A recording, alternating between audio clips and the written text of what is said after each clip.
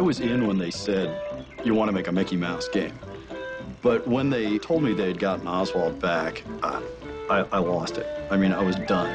I'm an old animation buff. I mean, I knew about Oswald before they mentioned him to me, which is kind of rare.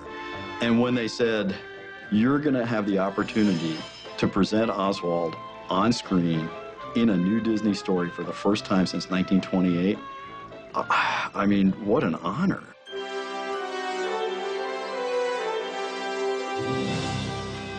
Well, Oswald the Lucky Rabbit was Walt Disney's first cartoon star, and he predates Mickey, of course.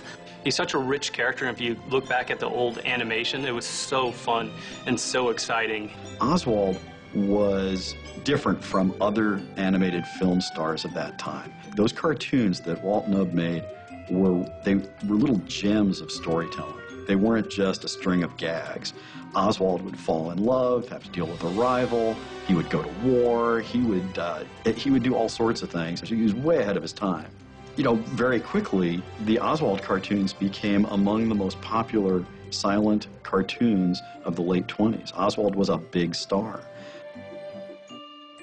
In the late 20s, after just about 18 months of prominence, Walt went to his distributor to renew his contract and wanted more money to make better cartoons. I mean, even then, Walt was all about quality.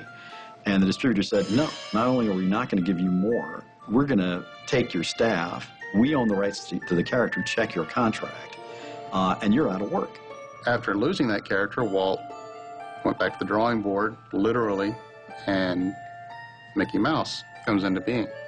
And so Mickey Mouse goes down a path of success no one saw coming. Maybe Walt did, but, you know, he is what he is. Everyone on Earth knows who Mickey Mouse is. And Oswald just kind of disappeared. There are all sorts of stories about how Mickey was created, but he was created only because the rights to Oswald had been lost. That's the tragedy of Oswald. He really was poised to be the most successful and popular cartoon star in the world. But Mickey came along, and the rest is history. Oswald came back into the Disney fold in 2006, not to star in Disney epic Mickey, but rather to serve as a catalyst for the game, because really he was the first forgotten character in Disney history. That's kind of the factual story. The heart of that story, though, is Oswald is Mickey Mouse's older brother. And Oswald looks at Mickey's success and just says, I was famous.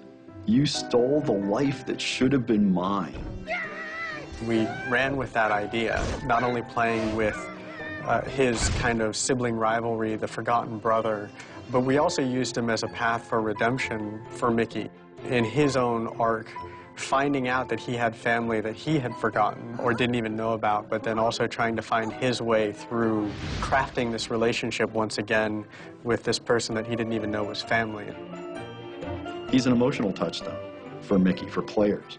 As you see Oswald change in the way he's responding to Mickey because of what the player is doing as Mickey, you can sort of gauge your progress. Oswald ultimately does re-engage with Mickey. Mickey does redeem Oswald. And that growing relationship is a measure of the player's progress.